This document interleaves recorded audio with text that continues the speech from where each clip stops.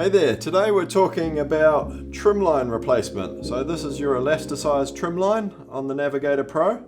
So if you'd noticed that it had got a bit worn from the teeth in the cleat, or perhaps where it goes through the pulley here, or maybe the bungee had broken inside, or you'd lost some tension there, and it's probably a good idea to replace this. We do a simple spare part which should be available at your local store. If not, you can purchase it from northkb.com. So what you're going to need today is just a 2.5mm Allen key, have some flexi grips, have a drift pin and the replacement part, and we've got this handy little jig which we can make the 3D files available for you to 3D print at home if you want. Not necessary, just makes it a bit easier. So to start with, let's start with the handy jig. We're just going to pop that in there. We'll pull the landing line all the way out. And just undo that loop-to-loop connection. Pull your landing line all the way through the loop.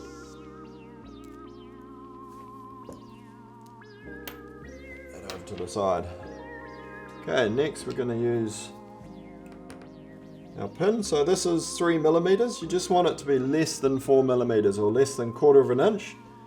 And there's little dimples in the top of this pin which help to push down on. I just push on both sides until it's right the way out.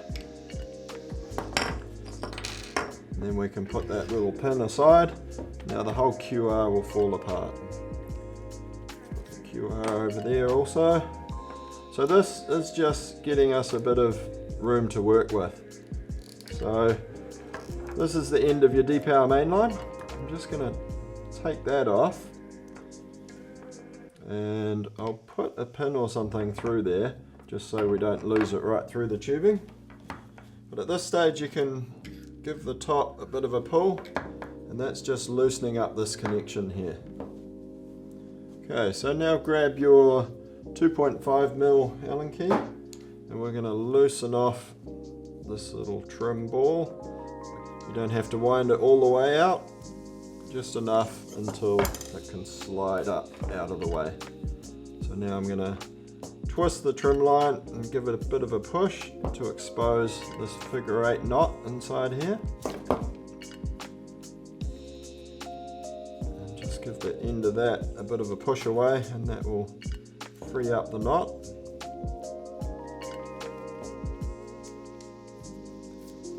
Okay, undo that. Take these two off and pop them over there. This little ball takes a little bit of effort to pull it over the bungee there, but you do get it. Okay, so at this stage you can pull that trim line right the way through. I try and leave the power bracket just sitting in that same orientation, so just noting that the trim line is coming up from the bottom side and the red ball is staying on the left. So we've got a bit of space here now to be able to work this loop connection a bit loose. So once again, it's a good idea to have a bit of a look at how those connect. So we've pushed the D-power mainline loops through the middle of the loop of that trim line. So let's put the old worn one aside, and then you might want to use a tool just to get that loop nice and open. Might be a good idea to grab a bit of line, thread it through these two, and that will help us just go through this hole.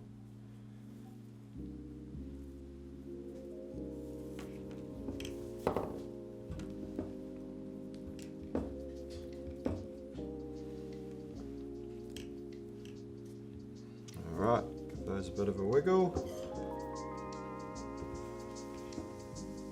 Just going to want to thread the end of this through the two loops of the D-power mainline. Then we can pull our string back out. The end of the trim line's a little bit rigid with that mark cloth, So just bend that over, go one loop at a time, nice and tight. That's a new one connected on there. At this stage I would go to the other end of the D-power main line, give that a bit of a pull. I like to spin the loop around a bit, and so you're just creating clearance for that landing line to go in. And so at this stage we could put a tool through this D-power main line.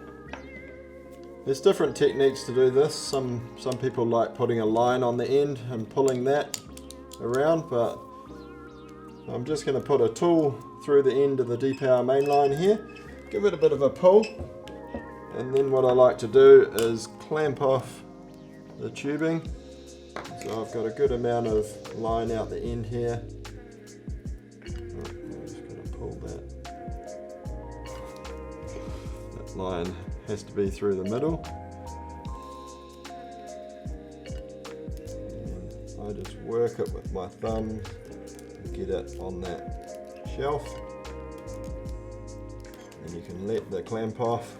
So you want that to be nice and smoothly around here in line with the plastic on the side. So now that whole assembly is together and in tension, we can go to the other end and we're going to thread the trim line back up the back side of the power bracket through the loop, through the cleat,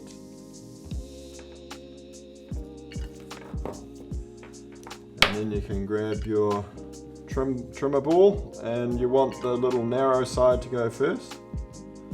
Sometimes fold this mark cloth in half to make it a bit easier to push through. Pull that up. You're going to have to pull it quite tightly to get it over that little bit of bungee. But just pull that right up out of the way. I'm just going to fold that mark cloth in half again. Thread that up through the trim handle.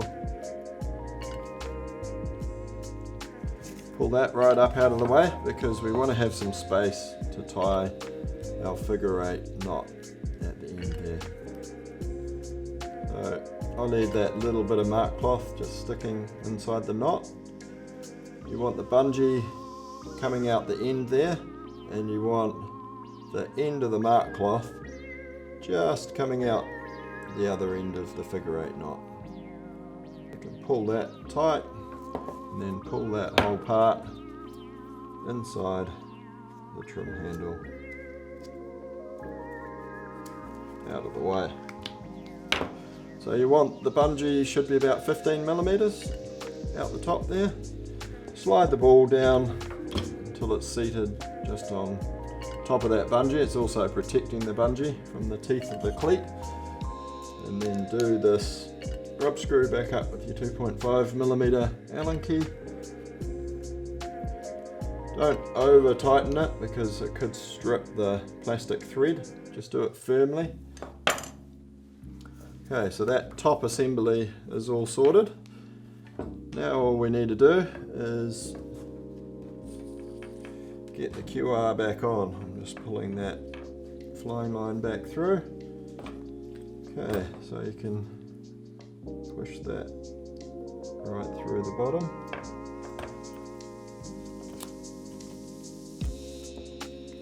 So just note on the top of the shaft there's a couple of little grooves on here. So we're going to want to line those grooves up with the holes in the spinning handle, and that's where our knurled pin is going to go through also. So I just eyeball it as I'm putting them together. There's also a little key on the side of the top spinning handle that indexes into the bottom spinning handle, so you can only put it on around the right way. Now push it together. I'm going to get our handy little holding jig, and then I just spin the end of the shaft until I can see the holes clear. I'm going to pop it in this little jig with the slot side facing up, and then I find it easy just using some multi-grips drive that home. You could use a rubber mallet also to push that right home. You want this to be flush with the sides when it's pushed all the way in. So that's all looking good, and all we've got left to do is put the landing line back on. So open up that loop, feed the end of the flying line through, open up the end of the flying line, feed that landing line swivel through. And this step's particularly important.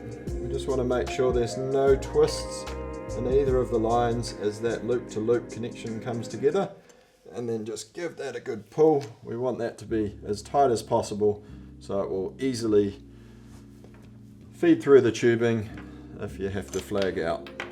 So pull on the top of the landing line above the red ball, and that's all back together.